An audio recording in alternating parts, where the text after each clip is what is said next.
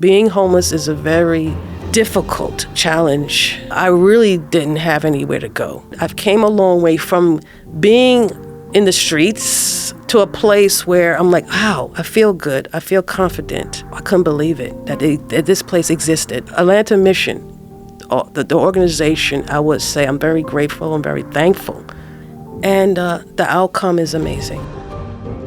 Hi, welcome to Unseen Atlanta, an Atlanta Mission podcast, where we shine light on some of the city's toughest issues.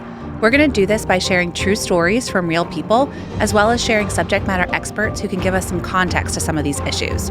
I'll be your host, Rachel Reynolds. And I'm Jonathan Miller. Rachel, we just had a great interview with Alisha. She talks a lot about what it feels like to be homeless. So she was on the streets, she was wandering around. She felt like she had to be in constant movement in order to stay safe. Then she tells us what it's like when she gets to Atlanta Mission. You really see the duality of having a lack of something and then being provided all of your needs. And she keeps saying this word. When we ask her, what did that feel like? Yeah. She kept saying, the only word I can think of is relieved. Yeah. That's such a small word, but there's so much emotion packed in it. So you guys are going to love hearing her story. I think it's a great opportunity for you to really get into the mind and the feelings of someone who's experiencing homelessness. So we hope you enjoy it.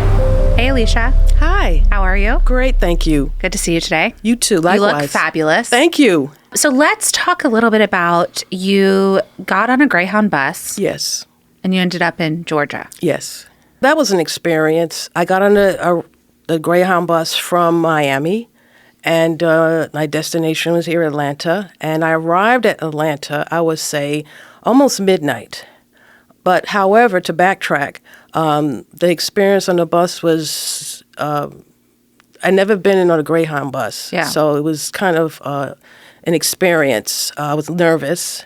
I'm arriving in a new city, so with just my backpack. So I'm just nervous about this whole experience. But once I arrived in Atlanta, I arrived at the Greyhound bus station. Yeah. And crowded, families with children. I was kind of like, it was so many people there. Yeah. Probably really overwhelming. It was overwhelming. And also I can see other families, homeless families, I assume, and others waiting for the bus. Why'd you pick Georgia? Because I have heard before, I'm African American, how the experience there is a big city, it's a city of opportunity. And I said, okay, let me see if I can find opportunity there. However, I didn't have much money. So coming from a domestic situation, I pretty much had no choice. Limited funds. So what year was this? Well, this is 2024. I would say late summer, August, around August. So it was hot. It was hot, but I arrived it was in the early morning, 12 a.m. around that Oh, that's time. what you said, middle of the night. Yeah, so it was, when I arrived, so many people, children, families, so I really didn't have anywhere to go. So I pretty much walked away because it looked also unsafe for me. So I just took my belongings and just walked because I believe it's around downtown. Yeah. So and you didn't know where you were going? I didn't know where I was going. Were you looking for a shelter? You know what? At some point I have come to a realization you need to find somewhere to go immediately. Because I'm new to the city. Yeah. I didn't really talk to anyone once I got off the bus. Because I was, I don't know, somebody can direct me to a wrong place. I didn't know anyone. I didn't trust anyone. So I had my phone, and I did look at somewhere like a shelter or somewhere where I can sleep, I guess, for the night. But that didn't happen right away. So pretty much I just walked through in the residential area, just wandering, because previously, like I said, I was coming from a domestic situation. I was still in shock. I was still, responding from that experience. I couldn't think straight. Yeah. It was overwhelming, but I had to leave that environment. The Greyhound surrounding areas was not a safe place for me to be, hanging out and just looking lost. So I said something in myself, my inner self, said, Alisha, you need to move, get your stuff, don't look obvious like you're lost or, so just walk. And I walked and I just kept going and I ended up in a more of a residential area. And I said, look, what are you going to do? But I did look at my phone and there were several places I was considering the Salvation Army. Mm-hmm. And I said, okay, well, you should try to find some place to lay down because I was so tired from the bus trip.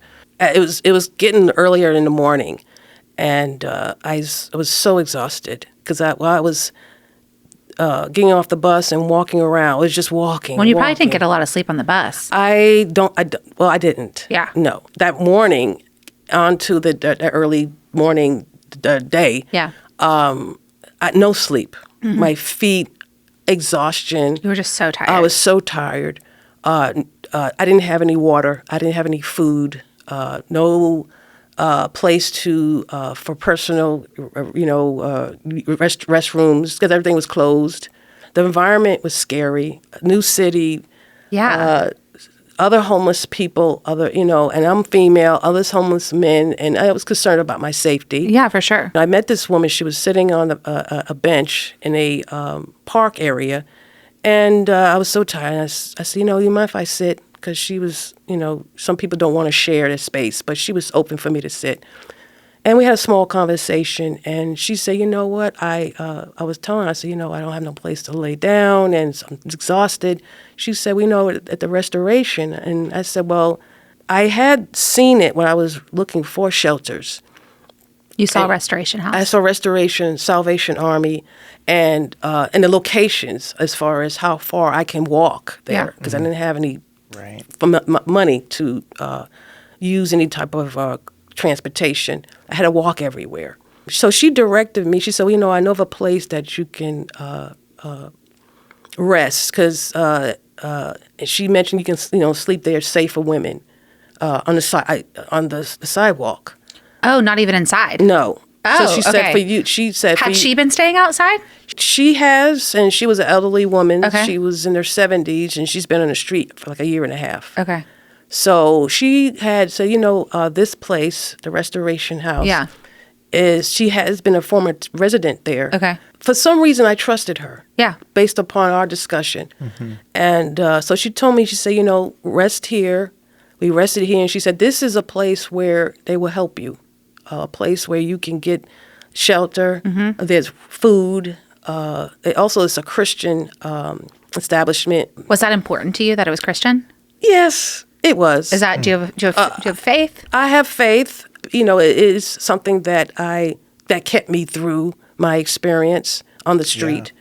Yeah. I prayed a lot, and she was, as I mentioned, a former resident, and she said it's a great place. They supported her with her mental health concerns.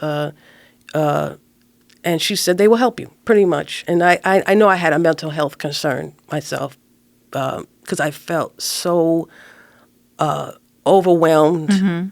tired, confused, scared, so much, You were coming out of a very traumatic situation. Yes. Yeah. So you went there. How'd you get there? Did you walk there? Well, I slept there. I slept on the ground. Outside Restoration House? Restoration, yes. Okay. It wasn't no different from, when I was wandering around. I slept on the sidewalk. Did you feel safe being outside a Restoration House? I felt safe with her. Okay. There was other ladies there, and she said, sometimes you have to wait a little bit before intake.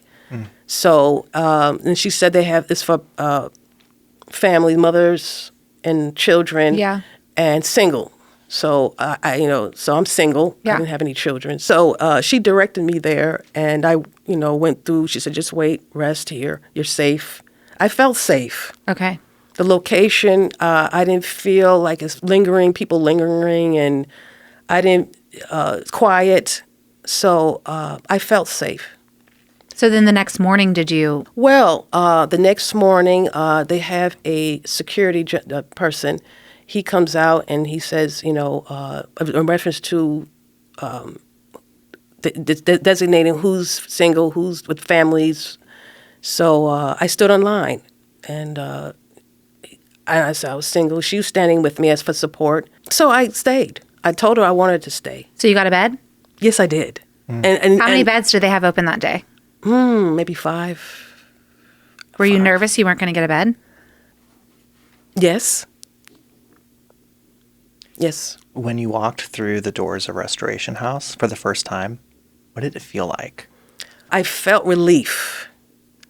I felt, wow, I can go through the door, and based upon what she had explained to me about what this place can offer, she said, Alisha, they're welcoming, and I did feel welcome because the security officer, he had something about him. He felt like, okay, it's insecure. There's a security guard there. So I was like, oh, okay, I was impressed with that. And that, as you mentioned, that they had placement for myself. And once as you mentioned, as I walked through the door, I felt good that I was accepted, that I won't be in the streets. I won't be wandering the streets in an unsafe. It's very unsafe. Mm-hmm. So I felt relieved. So what were those first 30 days like at Restoration House? When I was directed to my room, and there's this shared with 3 other ladies. I was impressed with how clean it was. I was impressed how organized it was. Everyone there was so warm and inviting. It's okay. So and they gave me a set of rules, the policy, what the expectations are. I felt good because I felt the environment. It felt safe. I felt like, okay, I'll be okay. And it's available. So you had been traveling. Yes. On a Greyhound bus for who knows how long. Yes, hours. Walking around. You slept a night outside of Restoration House. On sidewalks. You were exhausted. Yes. Like, that's an understatement. Yeah. Yes. What was your first night like when you got to lay your head on a pillow? Yeah, what was that feeling? I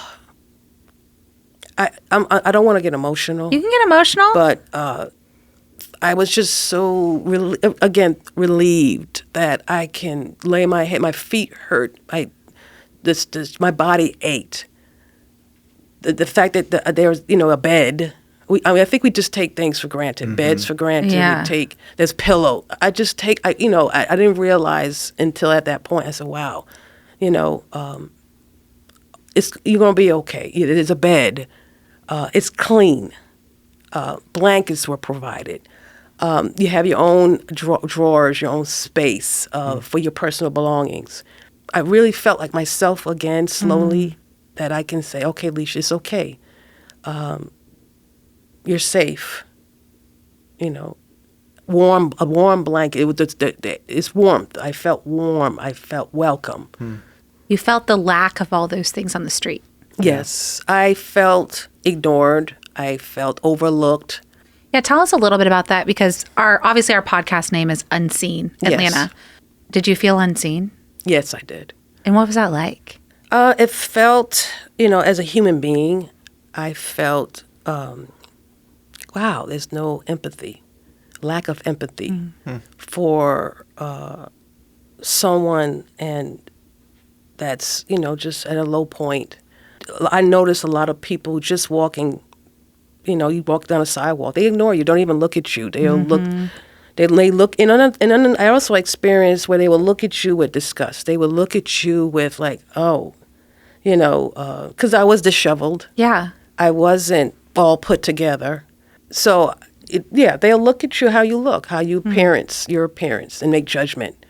Then, and also, as far as the unseen part, I might have been thirsty. I might have said, here's some water, or, oh, she looks like she's died, just ignored, and it hurt. It really does hurt.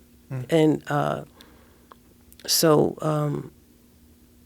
it didn't feel good mentally, physically, spiritually. I just felt like, wow, I'm a human being, as a woman too, I feel like the safety part. Yeah, safety part's a big. Yeah. Safety is, to me, is major. As a woman out in the streets, you're looking for cover. You're looking to hide somewhere so you won't be in the experience of being assaulted or harassed. So you mentioned faith being a big part of like why you kept going in those early days. What were your prayers like? What did you ask God for? I felt like, Lord, did I deserve this? Did I do something wrong? I felt, Lord, I felt so helpless. I felt so, even though my faith was tested, but He kept me through. Like, as I mentioned, safety. He covered me because I felt like there was experiences where I felt with some of the other homeless individuals where I was like a prey, a victim. I could have been, anything could have happened. But my faith, I said, Lord, please, I begged Him to protect me. And He did. I will never forget that experience of how God covered me out there in that type of environment where it's like, you're like, I don't know where to go. I don't know who to talk to. I don't know anyone, but I know Jesus. Wow. All right. I want to transition us to your time at my sister's house. Yes. Yeah. Tell us, what was it like going from Restoration House to my sister's house? Upon entry of the Restoration House, I had, I believe, ambassadors. Yep. And you do an assessment. And so I was approved for the Make Progress assessment. And upon graduation, you are transitioning to my sister's house. So I did, at the Restoration, there is a classes that you would take, spiritual classes. Yeah. So I completed that. Yep. Restoration is maybe one or two classes. Yeah. But as far as my sister's house is where we had a curriculum. Yeah. And I was like, okay. How was that? It really helped me personally. Okay. Because it's a class, and you sharing stories with other ladies, and it's amazing how when you hear other ladies, their testimony, it's like, oh, wow, I can relate to that. I understand. A lot of the classes, for example, coping, trauma classes where a lot of homeless men and women, they're homeless because of trauma. The beauty at Restoration, the services that they provide and the classes, it's like they help you get a understanding of why you are homeless and why certain things have happened to you, why is the dynamic of your problem, your circumstances. So so we pretty much have classes 5 days a week. You strike me as someone who likes that. I do. You like to learn, don't you? I like to learn, but the twist in this, I'm learning more about myself. Yeah, it's like not just book knowledge. Book knowledge. It's much harder to learn about ourselves, yes, honestly. And that's the hard stuff. It is hard. A lot of our problems, let's say with the homeless, a lot of it is family. Yeah, it's like the foundational relationships in our lives. Yes. Which is our family relationships. Yes. Have somehow been broken. Yes, a lot of that. A lot of brokenness. Yeah. And we have great facilitators. A lot of them are experienced professional therapists. So do you feel like that part was really helpful for you to go through the classes? Yes, very helpful. Engaging. We are, they have certain topics that you're able to engage and get an understanding of your experience. And I have learned a lot. I bet they love you because you actually like taking the classes. I like taking the classes. And it gives, also... I'm sure they love that. It gives... Because not everyone does. No, there are those that kind of were in conflict of it because it kind of gets into a place where... Yeah. A hard place. A lot of time, the classmates, they don't... sensitive. You have to turn the mirror. And yes. It's really hard to take a mirror and look at yourself. Yes, correct.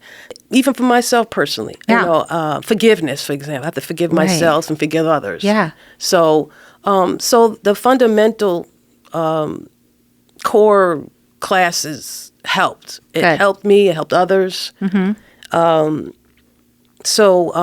Again, the facilitators were very caring, considerate, patient. Also, we have our vocational training program where 2 hours, I would say Monday through Friday, where we would assist in dining, housekeeping. So we were busy. We were really involved in healing and being productive. Did that make you feel good? Yes. You also strike me as someone who wants to be productive. I enjoy being productive. It's positive energy, helping others, helping where you live. I mean, being conscious of an organization that's helping you, you want to give back. Yeah. Yeah. What does the future look like for you? Optimistic. A bright future. I'm looking forward to, there's a part of the completion of the program, you go into JSW, where it's a work study, work preparation, and a job. Yeah. Maybe a career. A career. Not just a job. Alisha, you're going to have a career. A career, yes. And someone's going to be lucky to have you. Yes, I'm hoping. But a very positive outlook. So have you started JSW yet? In 2 weeks. 2 weeks. Right. So I'm really looking forward to it. You're going to love it. I will. It's totally your vibe. Yes. Yes. And hard work. But you like that.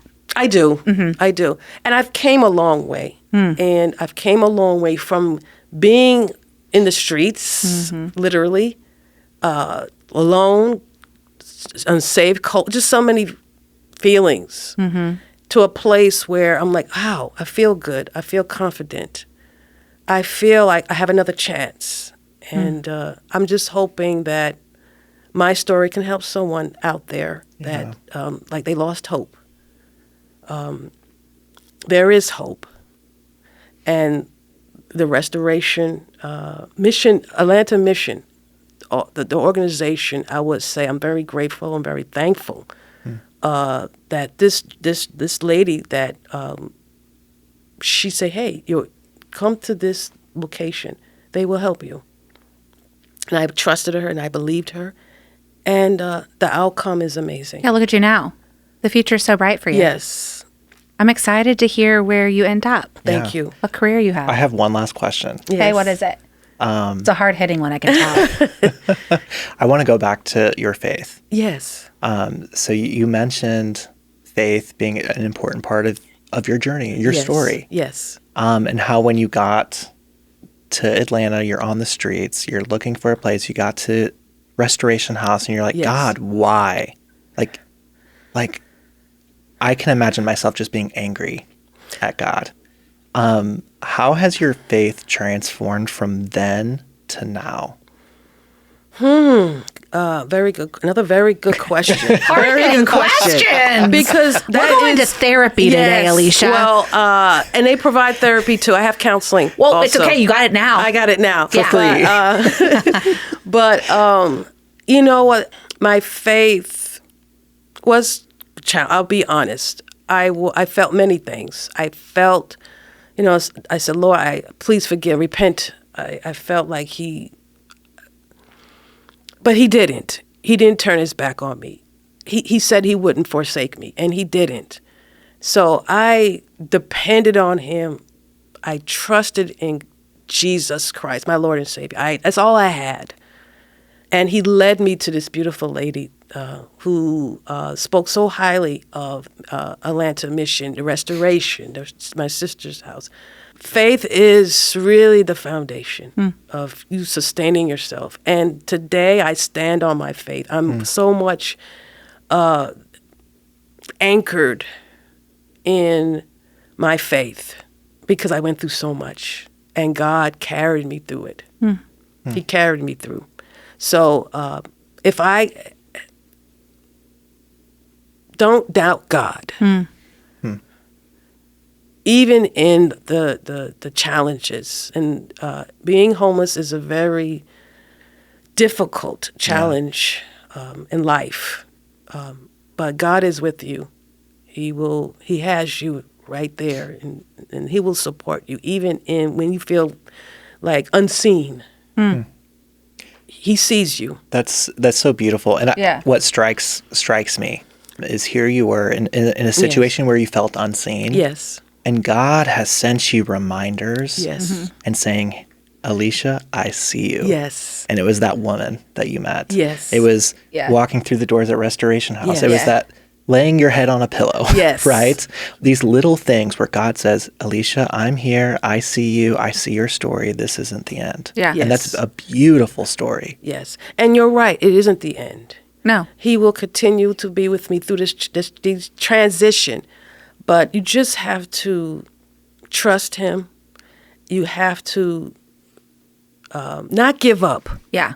It's hard when you're hungry, when you in environments where he's like, the safety,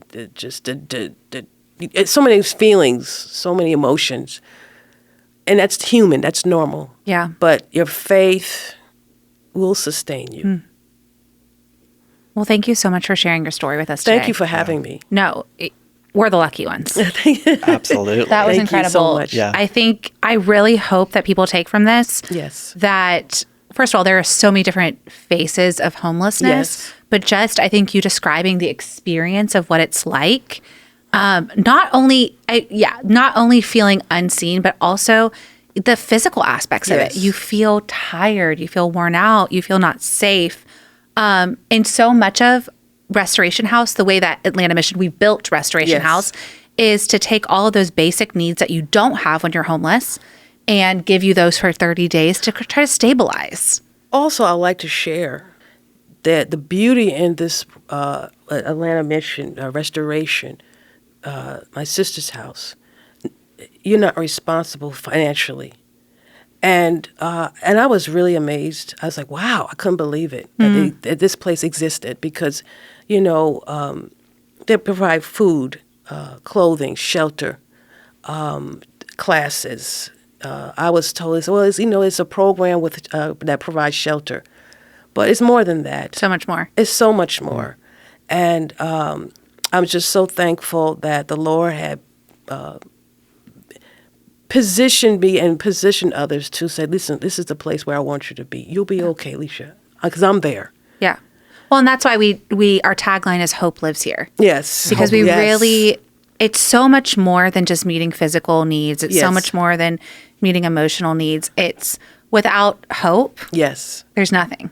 I agree. And so I think you shared so eloquently and so beautifully that that hope is really kind of what sustained you and is what's so different about this. So we really hope that you guys enjoyed this episode with Alisha. We hope it gives you a lot to think about. When you see someone on the street, just to say their name, look at them in the eyes, help make them feel loved and seen. It's such a basic need we all have. Well, that was an incredible story that we just heard from Alisha. There were so many things in her story. I loved how she got us really into the headspace of what it felt like when she got off of that bus to not have anywhere to go. She talks about wandering around the streets because she felt like she had to keep moving in order to feel safe. And then what it felt like when she walked through the doors at Atlanta Mission. So we really want to talk about what it's like to not have housing security. It's something that we hear a lot about in the news. It's something for those of us who live in cities, we hear a lot about affordable housing, the lack of it. So we want to bring you an amazing subject matter expert today, Sarah Stein. She is with the Federal Reserve Bank of Atlanta. And we'd love for you to introduce yourself, Sarah. Hey. So I'm Sarah Stein. I'm a senior advisor at the Federal Reserve Bank of Atlanta on our Community Economic Development team.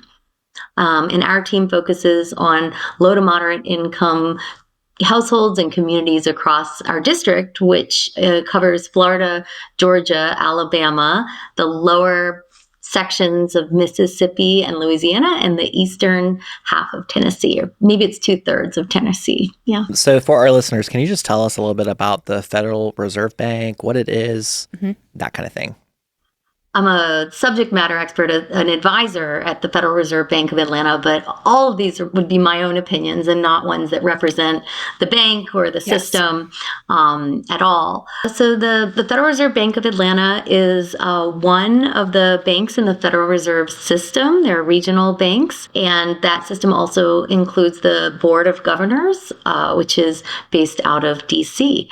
And we manage a lot of the economic aspects of our economy, monetary things like monetary policy. We're one of 3 banking regulators. And I work in the research department in the Federal Reserve Bank of Atlanta. And what we do in that department is, produce knowledge that can drive a lot of the work that our bank does. And we do that in conversation with other research departments. I mean, the Community Economic Development team in particular has a counterpart at each of the reserve banks and on the board of people who are thinking specifically about the low to moderate income experience of the economy. And we like to say in our team and at our bank, one of our priorities is economic mobility and resilience. So thinking about how the economy can be more of everyone's economy. What is everyone's experience and how can the economy work for everyone? And a big portion of that is in our district, over 40% of the population is low to moderate income. So it's a very important section of the economy that we try to understand more about, listen carefully to, and produce knowledge and research that can be informative in improving the lives of those people. That's great. Yeah. So you do a lot, including you guys dive into housing insecurity and you research that, I'm sure. Can you just tell us, how do you guys define housing insecurity? So being housing insecure can really encompass all kinds of experiences. There's not really one definition. There are a lot of indicators or descriptors that you might use. Certainly the feeling that you won't be able to retain your housing, whether it's because you can't make a rent payment, make a mortgage payment, whether your access to your housing is under some kind of threat. Maybe I work a lot around heirs property, and that's an issue in somebody's title to their land. And many times those owners are vulnerable to actually losing their ownership. And it's a pretty in-depth issue we could talk about probably another time, but that's also could be housing insecurity. A good measure maybe of an economic measure of housing insecurity could be one's experience of being housing cost burdened.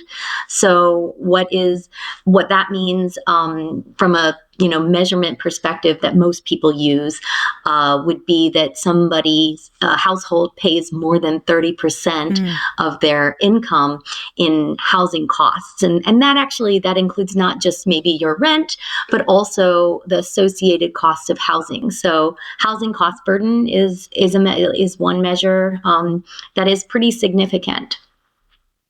So when you're talking about You're talking a lot about like homeowner displacement. Renters, yeah.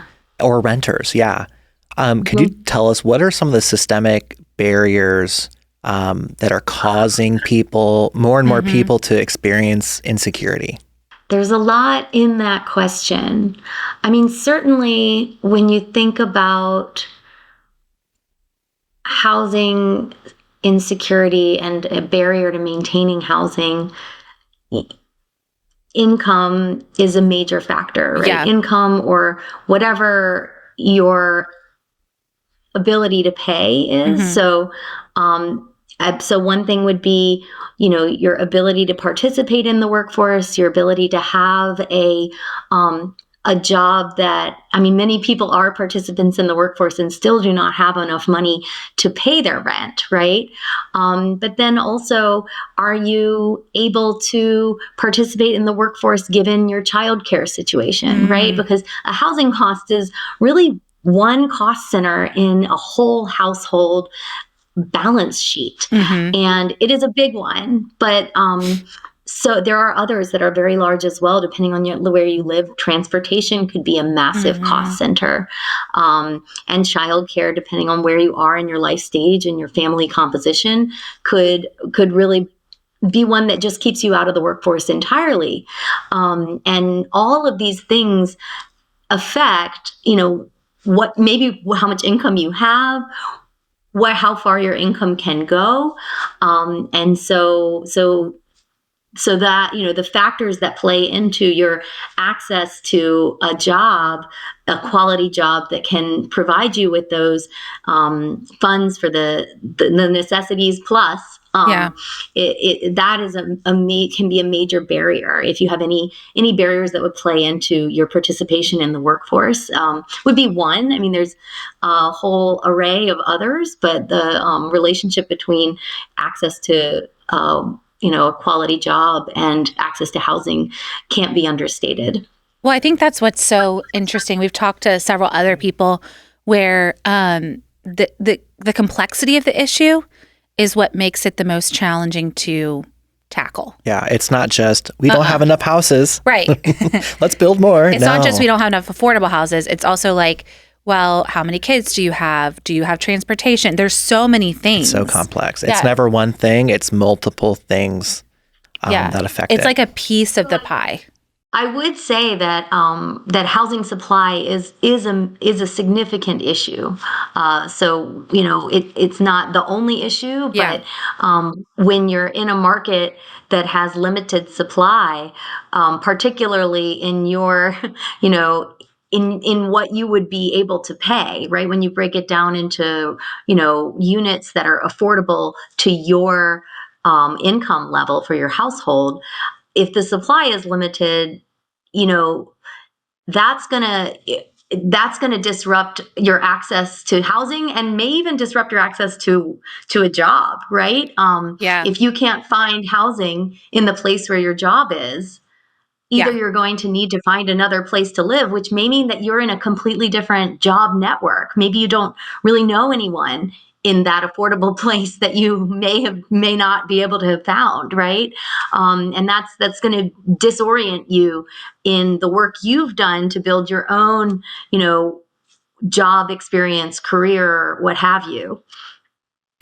So from your experience, what sort of policy changes would you like to see that you think would be effective in steering us in the right direction? My job is not to tell people what policies to adopt. It's really to look at what could work, right?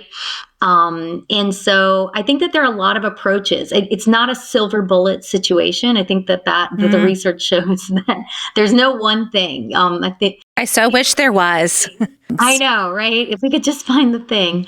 But I think that there's been a lot of recent research that does look at the need for greater housing supply, and the kinds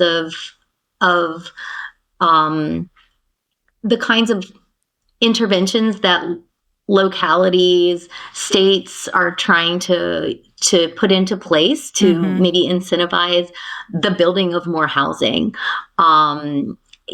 Construction's quite expensive. It certainly got expensive during the pandemic. But even before that, we were very much, in need for more housing supply across the board. So thinking about the ability to build units is an important thing to think about. I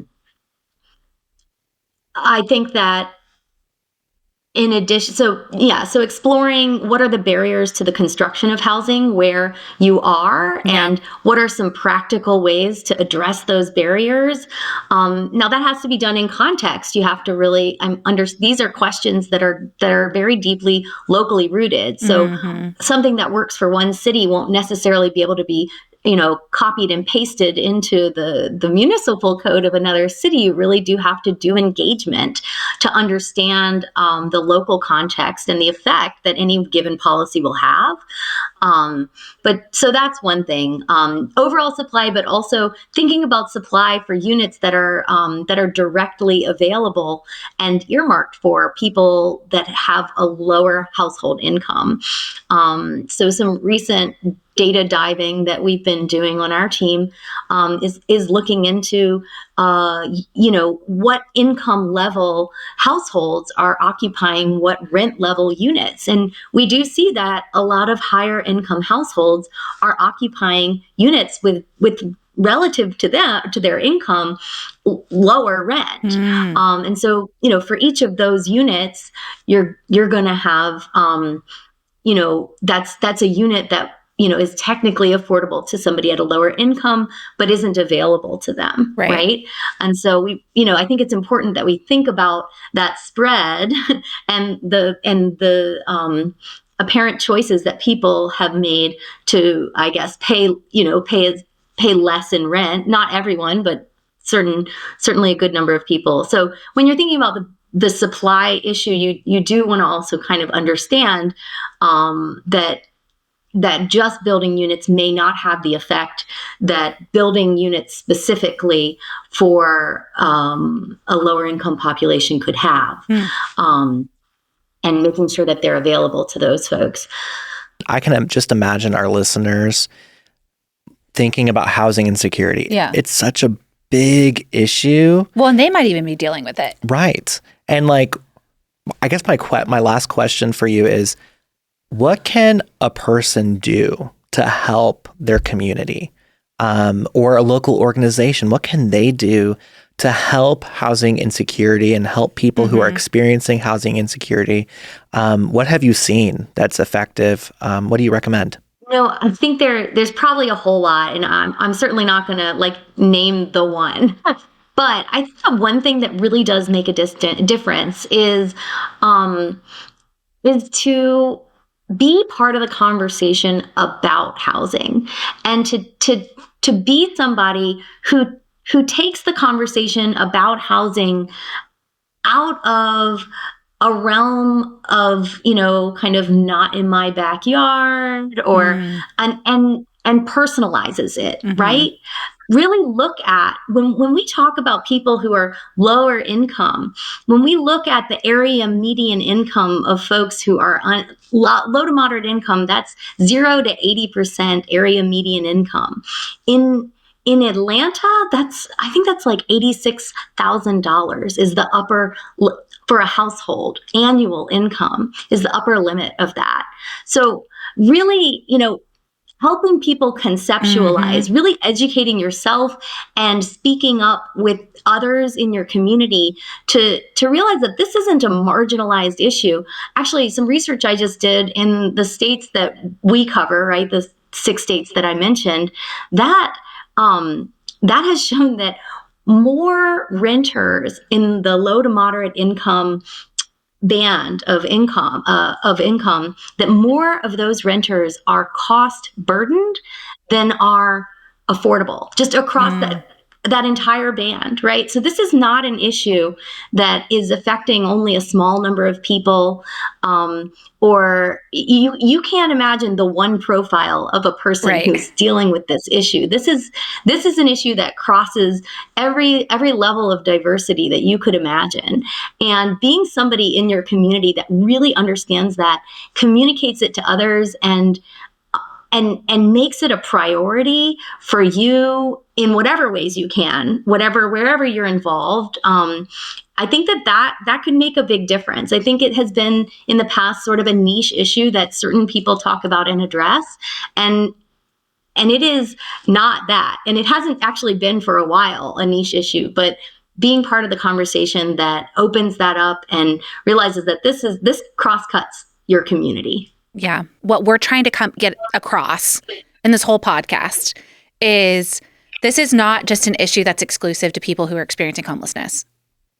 So whether it's mental health we're talking about, whether it's addiction, whether it's economic hardships, we want people to connect to people.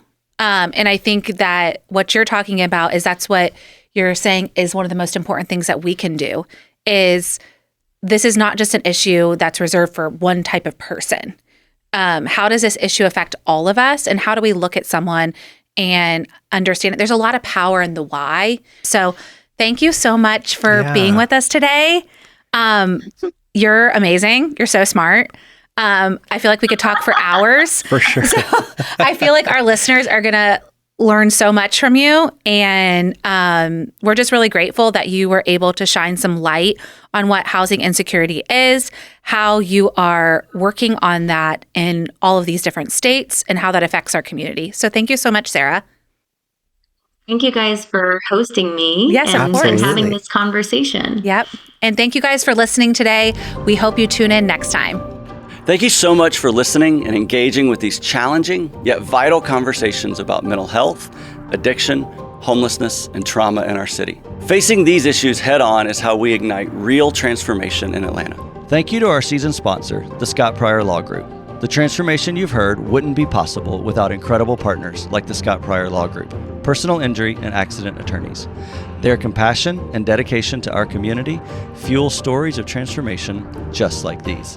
If you are injured in a semi-truck or car accident, call the Scott Pryor Law Group. As a U.S. Marine, we fight and win for you.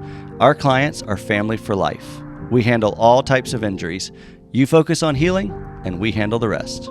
Now, if today's episode inspired you to take the next step, we would love to invite you to join the work that God is doing here. There are two really impactful ways for you to get involved. First, you can give financially to help us continue the work you heard about today. Second, you can volunteer your time by serving at one of our campuses. You can find all the ways to give and get involved at atlantamission.org. Thank you again for being part of this journey. Please join us next time as we uncover more powerful stories of hope and transformation.